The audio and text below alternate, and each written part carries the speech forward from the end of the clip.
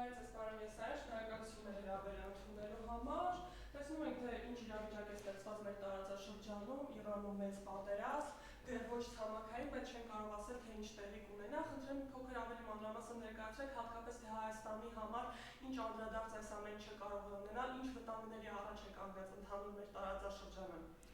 Տեսեք, առանձնահատուկ գիտելիքներ պետք չի, որպեսզի մարդը հասկանա, երբ որ հարևան պետությունը գտնվում է լայնածավալ պատերազմի մեջ, այսօր տասնյակից ավել երկրները Իրանը ներքաշել է ռազմական գործողության մեջ, այսինքն մեր հարևան Իրանը եւս 10 իր այլ հարևանների հարակից երկրների, ոչ անմիջական մոտակա երկրների, Պարսից ծոցի երկրներին ներքաշել է ռազմական գործողությունների մեջ։ Այսինքն սա ինչի համար եմ ասում, որ մենք հասկանանք, թե ինչ մասշտաբի պատերազմական գործողության հետ գործ ունենք։ Մոտ ընդհանուր երկրների թիվը մոտավոր 15 երկիր ներգրաված է պատերազմական գործողությունների մեջ։ Ցանկացած բանական մարդ այս վիճակում հասկանում է, որ առաջանում են տարբեր տեսակի անվտանգային տնտեսական ռիսկեր եւ պետք է նորմալ adekvat ղեկավարությունը երկրի առաջի հերթին մտածի այդ ռիսկերը ոնց է կառավարելու։ Ինչ տեսեք, մենք այսօր Իրանից ունենք ապրանքների ներմուծում, գյուղատնտեսական ապրանքներ, շինանյութ, տնտեսական այլ ապրանքներ։ Հիմա Իրանը արդեն պատերազմական վիճակով պայմանավորված արտահանման արգելք է դրել որոշ ապրանքների վրա։ Տեսեք, սա արդեն անմիջական հետևանք է ունենալու Հայաստանում, որովհետև տեսեք, գյուղատնտեսական ապրանքներ ենք ներմուծում, որոշակի արտադրատեսակներ ստանալու հումք է ներմուծում։ Հիմա եթե Իրանը արտահանումը փակել է, ի՞նչ է լինելու։ Այդ հումքի դեֆիցիտ է առաջանալու։ Երբ որ իրանական ուղղությամբ մենք ունենում ենք ապրանքների ներմուծման խնդիր, այդ այլընտրանքը պետք է լինի Լարսի միջոցով ներմուծումը, չէ՞։ Հիմա այնտեղ առաջանալու է ծանրաբեռնվածություն լրացուցիչ,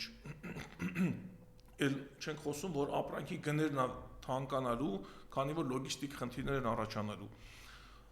Տնտեսական հիմնական ուղղությամբ գնացինք, բայց որովհետև անմիջական վտանգը, տեսեք,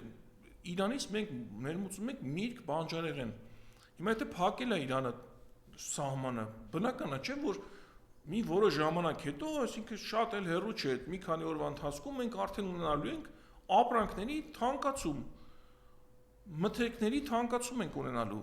Ու դրա արդյունքում ով է տուժելու, բարձ, հասարակ, անպաշտպան, սոցիալապես խոցելի խավը, որին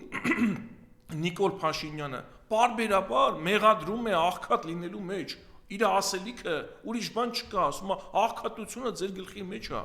Հիմա տեսեք ինչ եղավ։ Թվում է թե Իրանում, տես մեզնից հեռու ինչ-որ բան է կատարվում, բայց այդ կատարվածը անմիջական հետևանք է ունենալու Հայաստանի վրա ու Հայաստանում էլ առաջի հերթին սոցիալապես անապահով խավի վրա, որովհետև ապրանքները թանկանալու են, մարդկանց առանց այն էլ դժվար կյանքը էլ ավելի է դժվարանալու։ Սա տնտեսական գործոն է, տնտեսական դրանից բխող սոցիալական գործոնի մասին։ Կա նաև անվտանգայինը, չէ՞։ Ամեն դեպքում մեծ պատերազմական գործողությունա, չգիտես ինչ կլինի, ու երկրի ղեկավարությունը պետք է հնարավորության դեպքում նաև այդ անվտանգային ռիսկերը կառավարի։ Այսօր Իրանի խնդիրը չի, այսօր աշխարհում միջազգային իրավունքը բացարձակ չի գործում, բացարձակ ուժի իրավունքը դարձել է բացահայտ։ Այսինքն այն սահմանափակումները, երբ որ որոշակի միջազգային կանոններ կային աշխարհում, այլևս չեն գործում։ Սա մի վտանգ։ Հիմա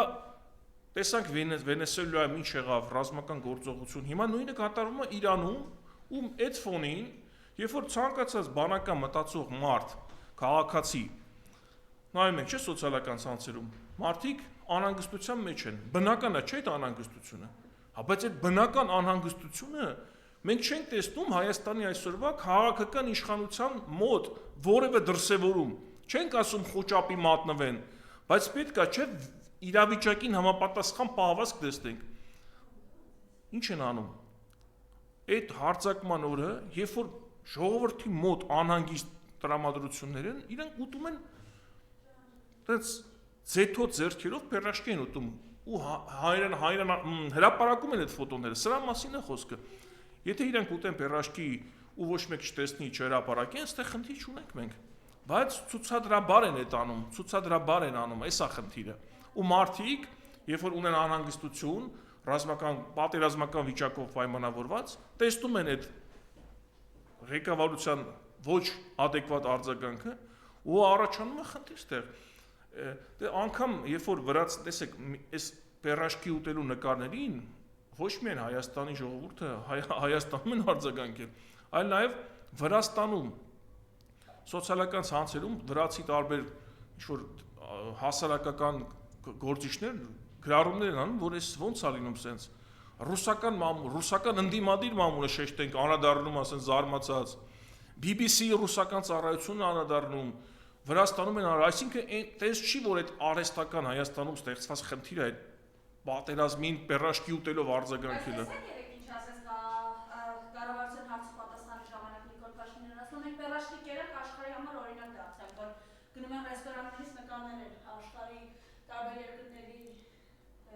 ղեկավարները հրապարակում։ Այս հայտարարությունն ասած է տեսակետը։ Դա ծայրահեղության մեջ են, ասենք մի ծայրահեղությունից դեպի մյուս ծայրահեղության արանքում բավականին ռացիոնալ տեղ կա։ Մենք չենք ասում խոճապ տարածեք, բայց մի քիչ ադեկվատ մոտեցում է պետք, էլի, խոսքը սրա մասին է։ Չի կարելի կամ խոճապի մատնվել ինչ-որ տենց ասել, վայ, պատերազմ, վայ, կամ էլ գնալ հակառակ ծայրահեղության մեջ ընկնել ու պերաշկի ուտել հանրայնացնել։ Այս հակառակ ազդեցությունն է թողնում։ Սրա մասին է խոսքը, չի կարելի, ուղղակի նման վիճակում, նման պահվածք չի կարելի։ Շեշտում եմ, չենք ասում խոճապի մատնվել, խոճապ ստեղծող գործողություններ անել, բայց նաև անլուրջ քայլեր պետք չի անել։ Պետական, քաղաքական գործչին վայել պահվածք կա։ Կարող են ինչ-որ ուրիշ ձևի փորձել հանրությանը հանգստության, հանդարտության տրամադրությունը փոխանցել, բայց մարդկանց մոտ կան, չէ, օբյեկտիվ հիմքեր մտածելու, որ այսօրվա Հայաստանի քաղաքական իշխանությունը իրավիճակին չի տիրապետում։ Մենք ունենք, չէ, 44-րդ պատերազմի փորձը։ Այդ ժամանակ Հայաստանի իշխանությունը թվում է, քաղաքական իշխանությունը թվում էր, որ sense բանակը պետք է գնա ավտոպիլոտով ինքը իրան գրվի, հաղթի, sense իրանք հետո էլ կանգնում ասում էին, հիշում եք, չէ՞ որ ասում էին, դե մենք մոդերատորի դերում էինք։ Ոնց կարա պատերազմող երկրի ղեկավարը տես բան ասի, որ մենք մոդերատորի դերում էինք։ Այսինքն մենք ունենք 44 օրյայում իրենց պահվածքը, երբ որ պետությունը ռազմական ռելսերի վրա չգնաց մեր ամբողջ ունեցած ներուժը չգնաց ռազմաճակատի համար։ Իշխանությունը sense կանգնեն նայում էր։ Հիմա մի խոսքով այդ զարմանալի չի, այն ինչ որ տեղի ունեցել, եթե հիշում ենք 44 օրյայում իրենց պահվածքը, հիմա էլ տարածաշրջանում հարևան երկրում է պատերազմ, նույն մարդկանց հետ գործ ունենք, նույն գործելավոճի հետ գործ ունենք։ Եթե անդրադառնանք ներքաղաքական հարցերին, ներքաղաքականի մասով երկու օր առաջ Ալեքս Սիմոնյանը ասում է խոճապի մեջ էին բախեցած են կտրություններն ու հետո ըստ էության նախագահներին է վիրավորում, երկրորդ նախագահին ասում է թող գնա իր կուսակցությանը տեր կանգնի, երրորդ նախագահին էլ ասում է թող գնա Վալերիա կխմի, ինքը պատմության մեջ մերժված անելու։ Այս ամենը ինչի դրսևորում է, խնդրեմ։ տեսեք, ինչ եղավ։ Սկզբում մի պահ իրենք սկսեցին խոճապահար խոսել Գյումրի 2 այդ վերնագրի մասին, Գյումրի 2-ով վախեցնելու մասին։ Մի քանի դեմքեր իշխանական գրեթե միաժամանակ սկսեցին խոսել Գյումրի 2-ի մասին։ Սա ինչ է ցույց տալիս։ Ստեղ մենք ինչ ենք հասկանում։ Իշխանության կողմից պատվիրվել են սոցհարցումներ, որոնց արդյունքում տեսել են, որ ընդդիմադիր 4 բևեռները միասին ունեն ավելի շատ քվեներ։ Եվ ինչ պետք է լինի իշխանության արձագանքը, առաջի հերթին այդպես խոճապահար խոսեն, որ Գյումրի 2-ա տեղի ունենալու։ Սա բնական առաջին արձագանքն էր։ Այս վիճակը բնականաբար իրս նյարդայնացնում է։ Եթե նկատել եք վերջի ժամանակներում իշխանական տարբեր պաշտոնյաներ հաճախակի կոնֆլիկտներ են ունենում լրագրողների հետ։ Պատահական չի, եթե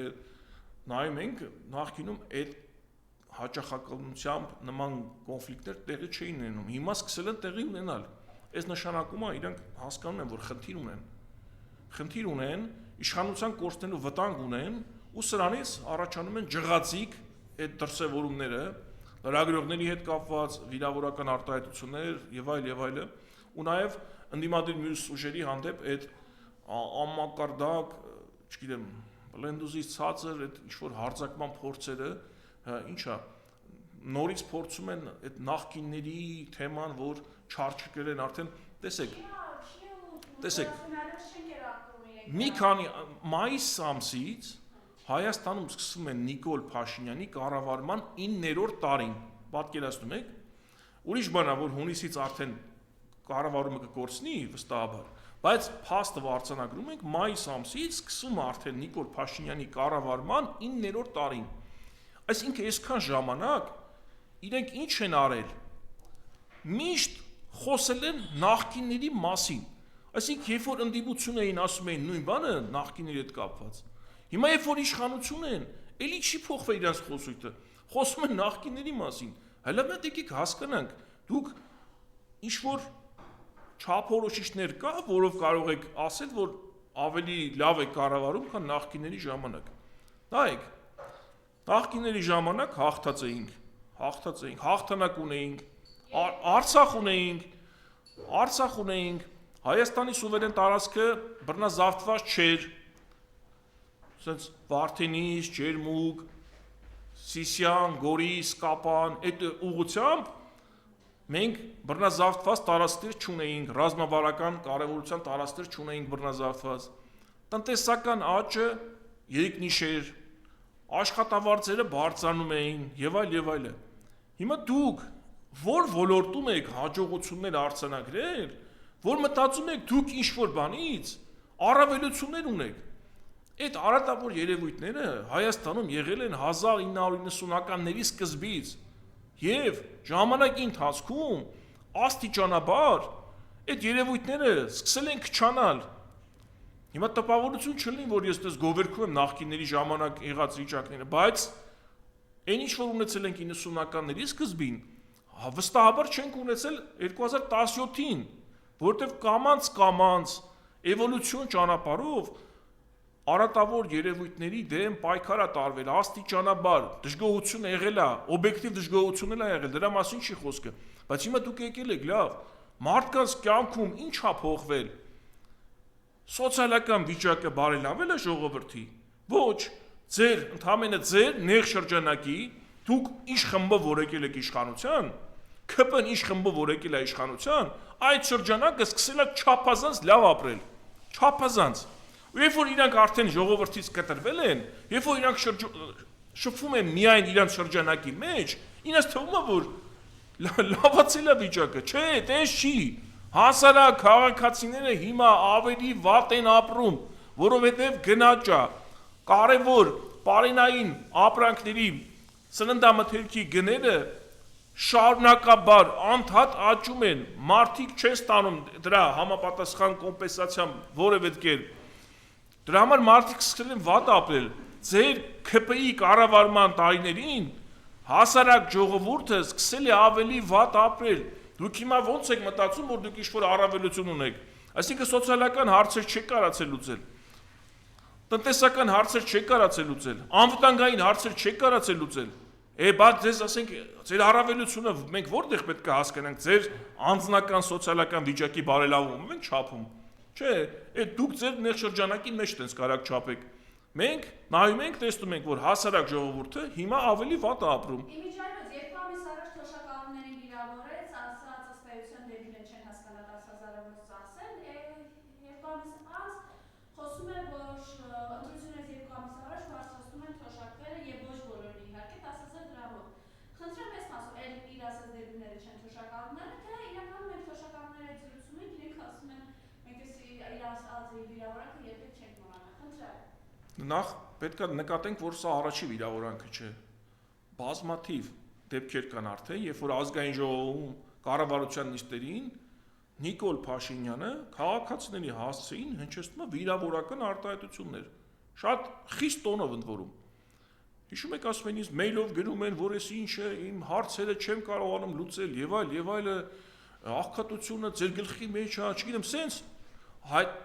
շարք կա ուղղակի, այդ ամեն ինչը լավ է, որ տեսանյութերով պահպանված է, այսինքն ցանկացած բայի կարելի է հրապարակել, մարդիկ չնայած հիշում են, բայց որպես փաստ կա այդ ամեն ինչը։ Այսինքն այդ վիրավորական պահելաձևը արդեն դարձել է սովորական։ Երբ որ իրենք իշխանության չէին, այն ժամանակ մեղավոր էին օրվա իշխանությունները, երբ որ ժողովուրդը վատ էր ապրում, դրա պատճառը իշխանություններն էին մինչև 18 թիվը, բայց 18 թվից հետո ոչ թե իշխանությունն է մեղավոր, այլ հենց ժողովուրդն է մեղավոր, հասկանում եք ինչ է կատարվում, ինչ մասշտաբի, տենց, չգիտեմ, աճպարարության, ինչ ասեմ, բնորոշումը, որ համապատասխան հետ գործ ունենք։ Մինչև 18 թիվը մեղավոր էին իշխանությունները, ժողովրդի վատ ապրելու համար, բայց 18 թվից հետո, քանի որ արդեն ԿՊ-ն է իշխանության, իրենց տրամաբանությամբ մեղավորը ժողովուրդն է, աղքատություն կա ժողովրդի գլխի մեջ, ոչ թե վատ կառավարումն է, ոչ թե սխալ կառավարումն է, ոչ թե անարդյունավետ կառավարումն է, այլ ժողովուրդն է։ Հիմա ինչ եղավ։ Բազմաթիվ անգամներ իրենք ասել են, որ հնարավորություն չկա թոշակները բարձրացնելու։ Բազմաթիվ անգամներ շեշտել են դրա մասին։ Ու շեշտեց, արդեն ասեցի, սկսել էին Գյումրի 2-ի մասին խոսալ, չէ՞։ Այդ պատահական չէր այդ համընկնումը։ Երբ որ հարցումներն արել են, նայել են, տեսել են, որ ընդդիմադիր մի քանի ուժեր միասնաբար ավելի շատ քվե ունեն, ավելի շատ վարկանիշ ունեն, քան ԿՊ-ն, ու մտածել են ինչ անեն։ Առաջի արձագանքը եղել է Գյումրի 2 անում ընդդիմությունը, հետո մտածել են ոնց փորձենք վիճակը փրկել ու այն դեպքում, երբ որ 26 թվի բյուջեով նախատեսված չէր թոշակների բարձրացում, երբ որ իրենք բազմաթիվ անգամներ ասել էին, որ չունենք հնարավորություն, ասում են, երբ որ մենք պարգևավճարներից հրաժարվենք, կարողանանք ընդամենը 1000 դրամով թոշակ բարձրացնենք։ Այդ ասել է Նիկոլ Փաշինյանը, փաստացի։ Հանկարծ ընտրությունից 3 ամիս առաջ պարզվում է, որ հնարավորություն կա թոշակ բարձրացնելու։ Լավ բան է թոշակ բարձրացնելը։ Թոշակը միշտ պետք է ինչքան հնարավոր է բարձրացվի, բայց այդ չպետք է արվի ընտրության նախաշեմին։ Այդ արդեն սկսում է նմանվել ընտրական գործընթացների վրա սոցիալական բաղադրիչով ազդելու, հա, ընտրական շարքի է սկսում նմանվել։ Այսինքն ոչ թե նմանվում, այլ փաստացի դրա հետ գործ ունենք, որովհետև թոշակ բարձրացնողը նախորդ պետք է բարձրացներ, ոչ թե ընտրությունից 3 ամիս առաջ։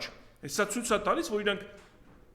ոչ մի խտրականություն չեն դնում, չնայած որ իրենք պնդումներին, որ բարդ է, դժվար է, չեն կարողանալու, հանկարծ գտնում են այդ հնարավորությունը, որը իդեպ բազմաթիվ տնտեսագետներ ունեն վերլուծություններ, որ շատ անհասկանալի է, թե այդ գումարները որտեղից պետք է ներդրեն թոշակների բարձրացման համար ու հանուն իրենց իշխանությունը պահելու գնում են տես քայլերի։ Իրապես իրենք դուք արդեն խոսում արտակեցիք, դիրապետում են սոցհարցումներին եւ հասկանում են, որ իրենց վարկանիշը խայտարակ ձևով ընկած է եւ դրանից ելնելով այսպես ընկնավորված մարզ են գնում, քարոզարշավներ են անում, խնդրեմ։ Հա, վստահաբար։ Մենք էլ մեր տեղեկություններ ունենք, սոցհարցումներ ունենք եւ իսկապես անգամ ոչ թե 4 ընդդիմադիր ուժերը միանգամից, այլ 2 ընդդիմադիր ուժ այս պահին արդեն ավելի բարձր վարկանիշ ունեն, քան ԿՊ-ն։ Ու հասկանում են ինչ ա լինելու։ Լավ, մարդիկ ինչի պետք է հավատան ԿՊ-ին, ինչի պետք է շարունակեն աջակցել, ինչի համար։ Իրանք ինչի մասին են խոսում, կեղծ խաղաղության մասին են խոսում։ Լավ, այդ տեսակ խաղաղություն ով չէր կարող ապահովել, ինչ-որ Հայաստանի ղեկավար կա, որ այդ տեսակ ինչ-որ ղեկավարը չէ, ինչ-որ քաղաքացի չկա, որ կարող գար իշխանության ամեն ինչ զիջեր ու դրանով փորձեր ապահովել խաղաղություն։ Տեսեք, իրանք ինչ հնարավոր է զիջել են, տարածքները զիջել են, իրավունքները զիջել են, ամեն ինչ որ Ադրբեջանը ուզում է զիջում են, բայց միաժամանակ դեռևս մենք չունենք խաղաղության պայմանագիր, մենք ունենք խաղաղության պայմանագրի նախաստորագրում, ինչ-որ առանց երաշխավորին որում, հասկանում եք, տեսեք, արվում է զիջումներ, տարածքային իրավունքներից, արվում են բազմաթիվ զիջումներ, բայց այդքան անելուց հետո էլ մենք չունենք երաշխավորված, ստորագրված խաղաղության պայմանագիր, չունենք, որովհետև այս մարդիկ իդիճակի չեն, չունեն այն հմտությունները համապատասխան բանակցային, չգիտեմ, պետական գործին անհրաժեշտ հմտությունները չունեն, որ կարողանան բանակցեն, ու ինչ-որ այդ զիջումների դիմաց մի բան էլ իրանք ստանան, չունեն։ Այսօր մարդիկ կան Բաքվի բանտում, որ 44-օրյա պատերազմից արդեն 6-րդ տարին է, մարդիկ դեռ շարունակում են մնալ Բաքվի բանտում։ Խոսքը ռազմաքաղաքական ղեկավարության մասին չի։ Սովորական հասարակ քաղաքացիների մասին է։ Էս ո՞նց է լում խաղաղություն։ Կամ նայում են մի հատ Ադրբեջանում ընդհանրապես ինչ է կատարվում, ինչ խաղաղության մասին է խոսքը։ Դու մոտ հետևեն Ադրբեջանի պահվածքին, էլի ինչ են անում իրանք ընդհանրապես։ Ընդ որում անում են ամբողջը պետական քաղաքականությամբ, պետական միջոցներով, ստեղծել են արևմտյան Ադրբեջանի վերադարձի ՀԿ-ն, ստեղծել են Բաքու թիվին, որով ամենօրյա ռեժիմով ակտիվորեն պրոպագանդա է արվում, որ պետքա վերադառնան իրենց հասելով պատմական հայրենիք իրենց։ Նաև օրերս Սումգայիթի ջարդերի հիշատակի օրն էր, եւ Հայաստանում ընդհանրապես չկա այդ օրակարգը, որ այսինքն քանի 100,000-ավոր, 800,000-ից ավել հայ սովետի ժամանակ ապրել է Ադրբեջանի, հիմիկվա Ադրբեջանի տարածքում, Բաքվում, Սումգայիթում, Կիրովաբադում եւ այլ տարածքներում, եւ իրենք հեռացել են այդտեղից։ Կարելի ասել ցեղասպանության պատճառով, այսինքն ջարդերի, սարսափելի, գիտենք թե ինչպիսի սարսափելի պայմաններում են նրանք վերադարձել։ Եվ Հայաստանում չկա ոչ մի օրակարգ, որ իրենք պետք է վերադառնան։ Իսկ Ադրբեջանը ամեն օր ակտիվ քարոզում է, որ թե ինչպես են իրենք փախել Հայաստանից, ինչը ընդհանրապես չի համապատասխանում իրականությանը։ Ճիշտ է, այդ դրա մասին է, որովհետև այդ իրավունքները, այդ ինչ որ մենք պետքա պահանջենք, սրանք զիջել են։ Արցախը ճանաչել են Ադրբեջանի մաս, չգիտեմ, Գորիս-Կապան ճանապարհը զիջել են, 24 թվին ինչ արեցին։ Հայաստանի իրավազորության տակ գտնվող տարածքները Տաուշի մարզում զիջեցին, ընդ որում խոսքը գնում է պաշտպանական ամուր բնագծերի մասին։ Եղավ չէ սրբազան շարժումը հենց դրա համար չէ սկսվեց։ Հա, այսինքն ինչ հնարավոր է, հերթով ամեն ինչ զիջել են։ Արցախը զիջել են, Գորիս-Կապան ճանապարհը զիջել են, Ճիրանցում, Տաուշի մարզում բնագծերը զիջել են, չգիտեմ, իրավունքները զիջել են, միջազգային հայցերը հրաժարվում են, ԵԱՀԿ Միսկի խումբը համաձայնվել են, լուծարել են, Սումգայիթի հետ կապված այդ բնականաբար արդեն պետքա զիջեն, հերթական զիջումն է դա։ Չգիտեմ, անգամ Արցախ բառը ոչ մի ձևի իշխանական վերնախավը չի օգտագործում պետական, այսինքն, չգիտեմ, հանրային հեռուստաընկերությամբ, հանրային ռադիոյով սարսափում են Արցախ բառից, այսինքն այդ վիճակի մեջ ենք։ Երբ որ նայում ենք Ադրբեջանի պահվածք, նայում ենք Հայաստանի պահվածք, սե 180 աշճանի տարբեր պահվածքների հետ գործ ունենք։ Խաղաղությունը ինչ-որ գաղափարախոսական մոտեցում չի։ Խաղաղություն լինում է այն դեպքում, երբ որ դու ունես այն ուժը, այն կարողությունը, որ զսպում է թշնամուն, այսինքն զսպումով է լինում խաղաղություն։ Հիմա նայում ենք ամբողջ աշխարհի չակ։ Այսօր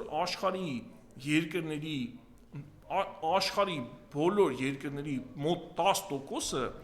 պատերազմական գործողությունների մեջ ինչ-որ ձևի ներքաշված են։ Տեսեք, Իրանի հետ կապված արդեն ասեցինք, մոտ 15 երկիր որևէ կերպ ներգրաված է։ Դրանից բացի Աֆղանստան, Պակիստան պատերազմական գործողություններ են, Ռուսաստան, Ուկրաինա տարիներով արդեն ձգվող պատերազմական գործողություններ, ու մեկ էլ ինչ-որ մի հատ խումբ Հայաստանում որոշել է, որ խաղաղությունը իր հիմնական արժեքն է դարձել։ Չկա, խաբեություն է, խաղաղությունը լինում է, երբ որ թշնամին հասկանում է, որ դու ունես դիմադրողականություն եւ չի կարողանում քեզ հաղթել։ Խաղաղություն չի լինում անդադ զիջելու հաշվին։ Չկա դες բան։ Եվ ամփոփելով ձեր խոսքը, ինչ կասեք։ Ինչ կասեմ։ Տեսեք, այսօր ամենակարևոր ասելիքը դա կապված է սպասվող խորհրդարանական ընտրությունների հետ։ Մենք ունենք հնարավորություն մեր ընտրությամբ գնալ եւ տուն ուղարկել այս իշխանությանը։ Վերջապես արդեն շատ ձգվեց իրենց իշխանությունը։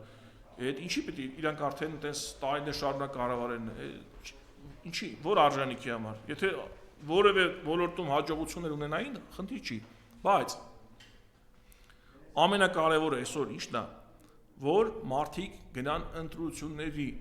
գնան ու մասնակցեն ընտրություններին։ Այսօր կան ձևավորված ընդդիմադիր 4 բլոկներ։ Պետք է մարդկանց ընտրությունը տեղի ունենա այդ 4 ընդդիմադիր բլոկներից մեկի մեջ։ Այսինքն ոչ թե պետք է լինի ընտրությունը իշխանության ընդդիմության մեջ, այլ հենց ընդդիմության ներսում պետք է լինի։ Այսօր ունենք Սամվել Կարապետյանի հիմնադրած հզոր Հայաստան կուսակցություն, ունենք Ռոբերտ Քոչարյանի ղեկավարած Հայաստան դաշինք, ունենք առաջարկ Հայաստանի նախագիծ, Գագիկ Ծառուկյանի կողմից առաջարկած, ունենք Արման Թաթյանի շրջանակում շուրջ ստեղծվող